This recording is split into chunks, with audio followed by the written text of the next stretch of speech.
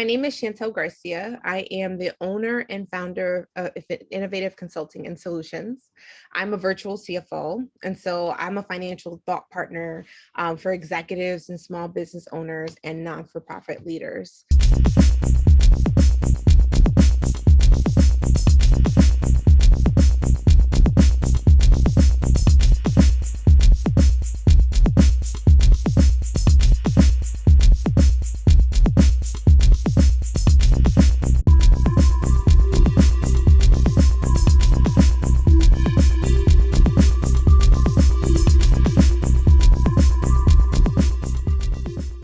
I work with them to work through their financial challenges that are hindering them from thriving, hindering them from really getting a handle on their books and their finances, and getting ahead, right? Being more proactive than reactive.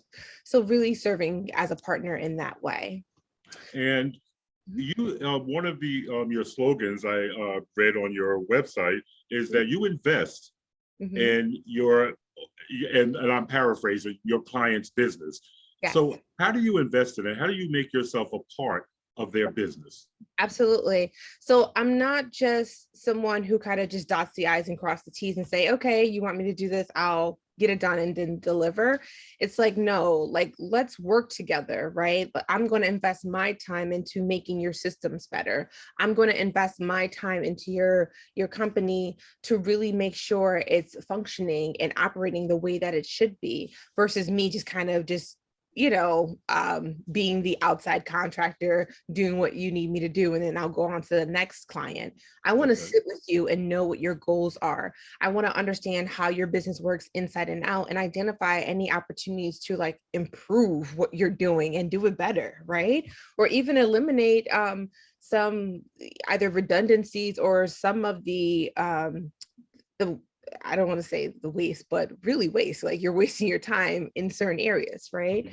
So just really taking that extra step to really be a partner with the business owners or the, executive leaders, and in which I want to see them succeed. I want to see their organization thrive. And I'm very results driven. So anything I touch is not a matter of, oh, okay, let me just give you what you need because that's all you asked for. It's like, no, I'm going to take it a step further, right? Because I see there are other areas where, you could improve upon and just make your organization that much better. Now, when you go out and you talk to these business people and you take a look at their whole business, what are some of the areas that you've noticed that business people can improve in to make their business more efficient? Absolutely. So one is creating a budget, right? Your budget is a part of like your overall plan and your roadmap. And it's the one thing people don't want to listen to. They don't want to listen to, right? Yes. And because it's intimidating, right? It's like, where do I even start? How do I even create a budget? And that's where I come in and I help. And I'm like, okay, well, let's talk about your goals. Let's talk about what you're trying to accomplish. And then we create your roadmap, your budget to get you there. And that could be a multi-year budget. It can be just a short-term, just this year budget, all those different things. But really, a budget is so important because if you don't have an idea of what you're trying to accomplish in the direction you're trying to move your organization, your business, towards, then you're kind of just kind of flying by the seat of your pants. Like, right. What is the direction, right? I actually had a IG live very recently where we talk about finances and boundaries, and one of the boundaries is creating a budget. So you're operating within your boundaries, within your budget. So if something comes your way and you're trying to decide whether or not you can entertain it, well, you're going to refer to your budget, right, to see whether or not, one, can you afford it? And two, does that move you away from what your goal is for the year? Or does it actually support what you're trying to do and you can actually take on that opportunity? So it's so important to really have a sense of your direction for your organization or your business and really know where you're going. The other part of it too is not only just creating the budget, but also monitoring your entity's performance against that budget, right? checking in.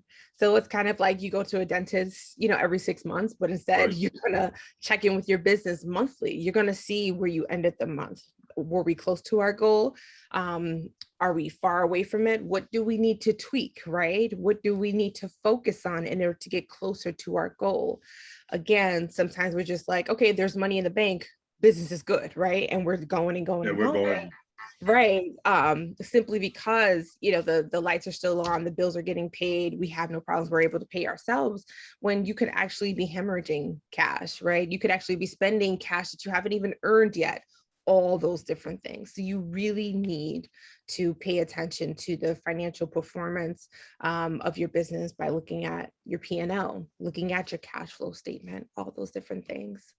now, is that the same? Is there a difference between being a one or two person operation when you're talking about budgets? And I'm just talking about budgets now. Sure. Is there a difference if you're a one or two person operation or if you are a 50 to 60 person operation? Is there a difference in what lies in that budget and where that budget should take you? Right. It's a good question. A budget is a budget.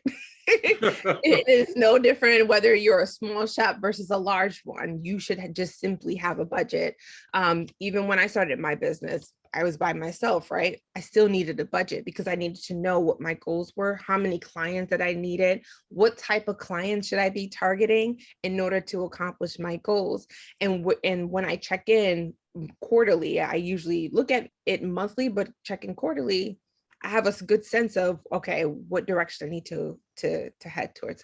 So if I need to increase my exposure, meaning spend more time on social media or really invading inboxes on LinkedIn, reaching out to businesses saying, hey, I'm Chantel Garcia and here's what I can do for you.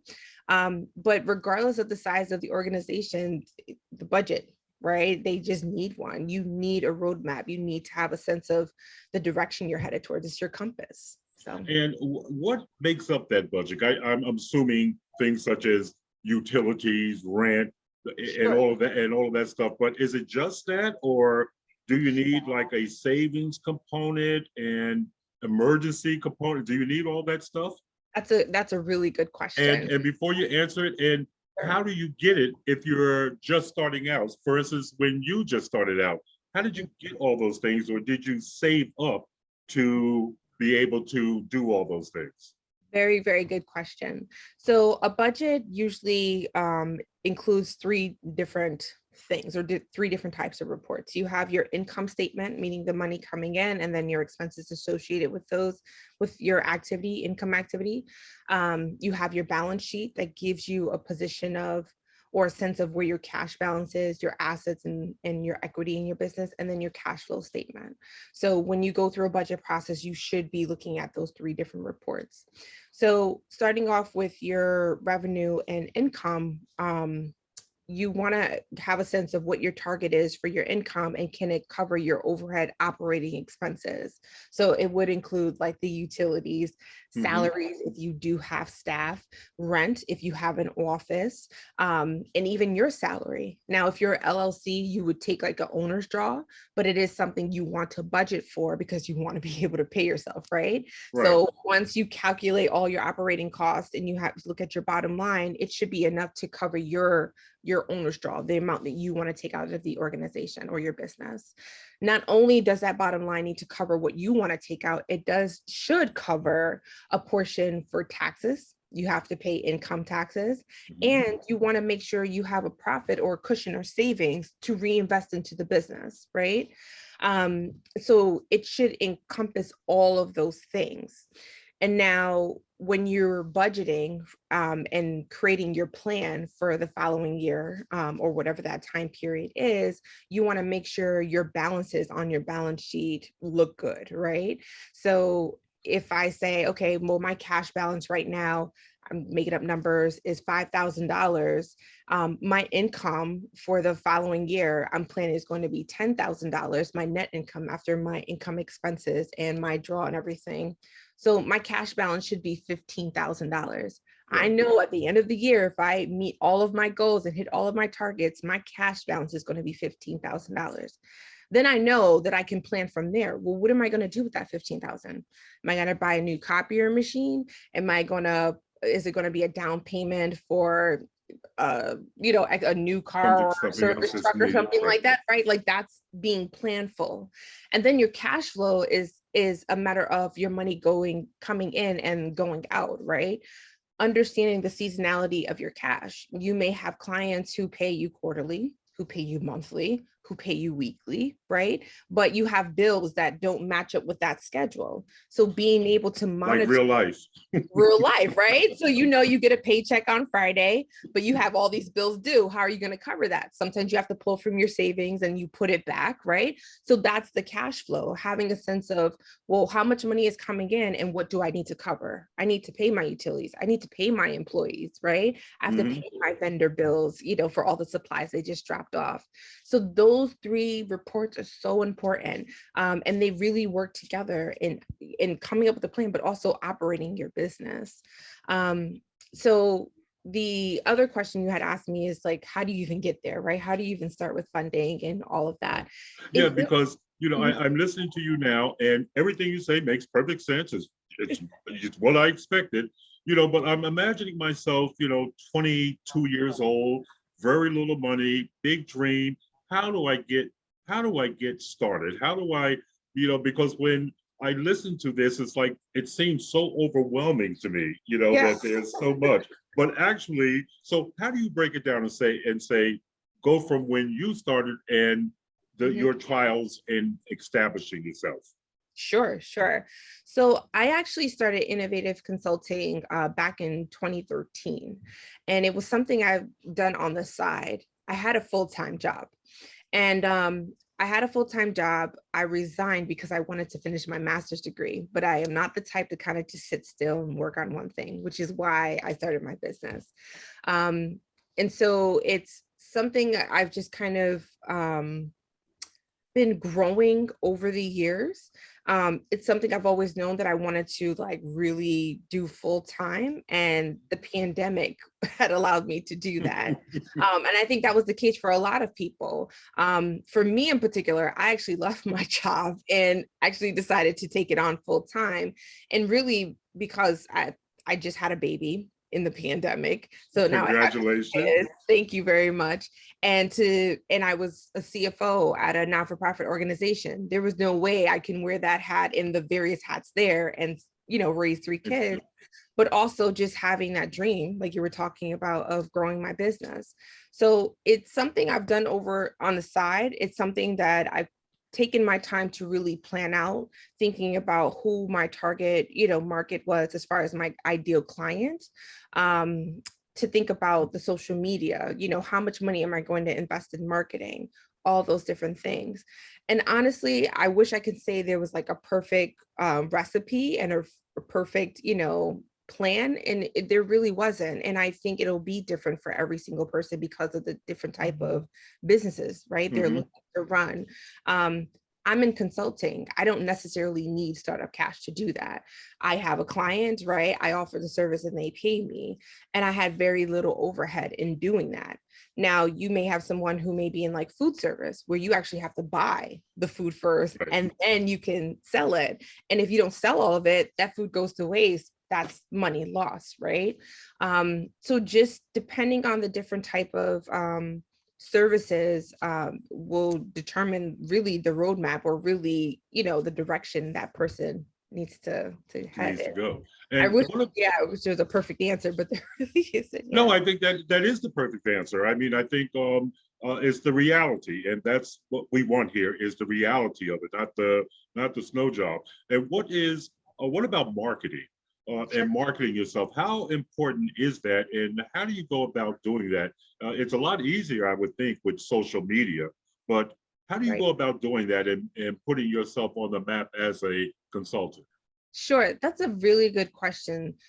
I say that because at first I thought I needed to spend hundreds of dollars, buying ads on Google, on Facebook, really trying and testing out different things. And I learned very quickly that that was a waste of money. really what works for me is making myself visible in various circles by networking. So attending a lot of networking meetings via Zoom. Zoom made it so possible, right? To be Yes, it in did. so many different It places. made this possible. Right, exactly. And so just really signing up to be a part of different networking groups. I signed up to be a member of the Chamber of Commerce, Greater New Haven Chamber of Commerce, attending their meetings, introducing myself. A lot of my business come from referrals. So working with some individuals and then they referred me to the next. I was going to ask you that, right? And yes, and so on and so forth. So I want to say maybe 80% of my business comes from referrals. I have some people who come through the website and through social media and book consultation calls with me. But what really works is just kind of really making myself present, right? And people to remember my face and associate it with the name of my business and doing my elevator pitch over and over and over again. Over and over again. Over and over again. Yeah. And so, but again, kind of just going back to starting up your business, really finding that right marketing recipe that works for your business and trying out different things. I think it's very important that people or business owners understand that there is no perfect way to approach starting your business, right? Yes, there's a checklist of all the, the things that you need to do administratively with the state of Connecticut and opening a bank account, EIN number, so on and so forth. But really, when you're in a startup phase of your business and really trying to put your systems into place and figure out what works for you, it'll be a trial and error, and seeing what works best for your business. There's I can't remember his last name, but this guy, his first name is Simon. He's a motivational speaker and he talks about the infinite game. And with businesses, it's infinite, right? It's forever going. There's no such thing as, okay, we're one and we're done, right? We won this and we're done. No, like you won it, but then you also have to think about how do you stay current, right? Right? How do you continue to grow? How do you continue to expand, to scale, all those different things? But a part of that is trial and error still, doing your research, being clear about what your focus is for your business, eliminating, products and services that no longer work for you and just honing in on really what works for your business. I've gone through so many different phases and colors and just different just forms for my business. I've gone through so many different logos, different color palettes, my slogan, everything. I've evolved and done it over and over again, and that's okay because it has allowed me to be in the position that I am in right now, right? And I had to go through that phase and do that work and that exercise to really have a sense of what works for me in my business and what doesn't. So, and it'll be the same for the marketing, right? What works for you and what doesn't? What's effective? What are you seeing your return on in your investment? Is placing the Facebook ads working for you? Yes, because people are coming and knocking down your door and they want your service because they saw that ad. That's where you want to spend your money. Are you attending these networking groups and you're not getting anything, no one's referring? Then don't spend your time in there. Don't spend your time there. Right. So trial and error. So, let me ask you, as a minority woman, as a minority and a woman, have you found that has hindered you? Have you found that it has helped you at times, or how do you resolve that situation, or is it a problem to you, or has it been a problem?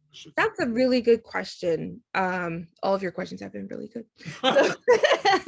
So I would say throughout my career, that has definitely hindered me.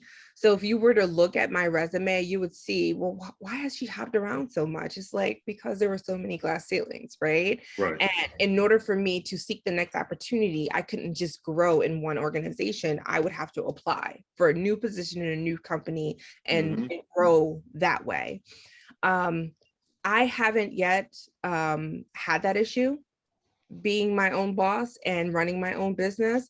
Everyone that I've been introduced to, regardless of what their race is, they've been very approachable, willing to work with me. No one has, I mean, people have turned me down, but it didn't, it wasn't Right, one I or understand. the Right. other or anything like that. So I haven't experienced that yet.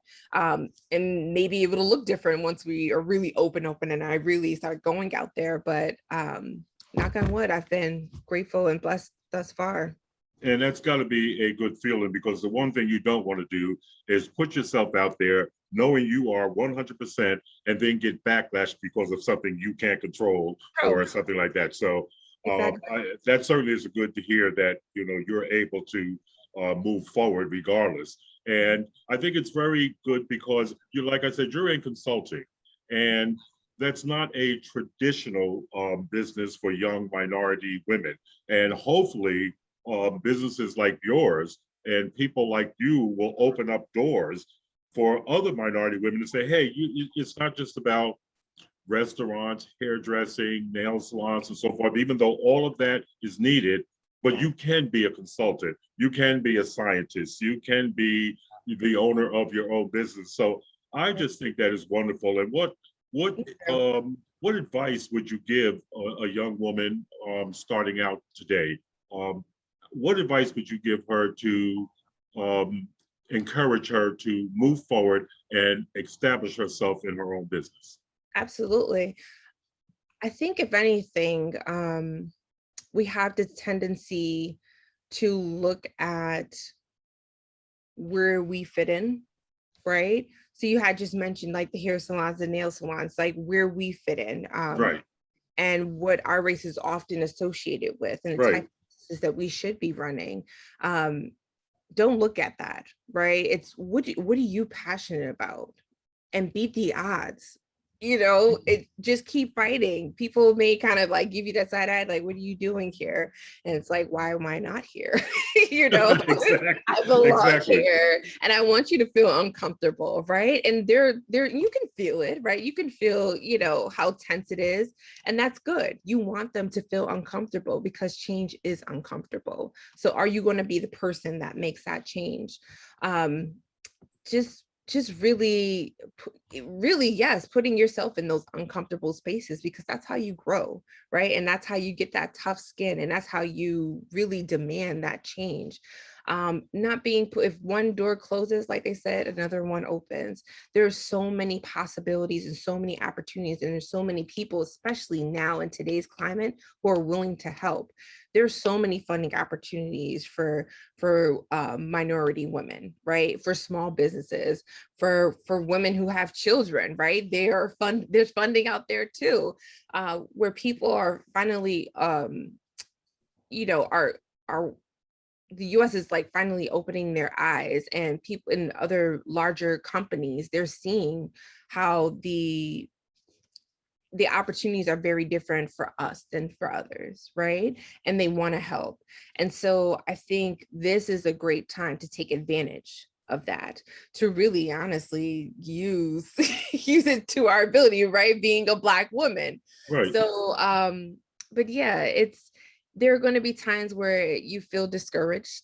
There are going to be times where it's just confusing and it's overwhelming, but feel okay with asking for help, right? Be okay, finding a mentor or just saying, I don't know what the heck I'm doing. Can you help me?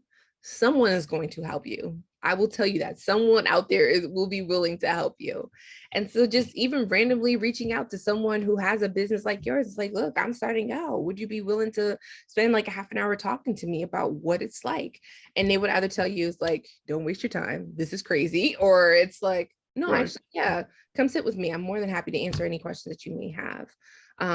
Do a lot of research and just talk and just be open, and just be okay with it not taking off right away, and just be very, very patient with the process.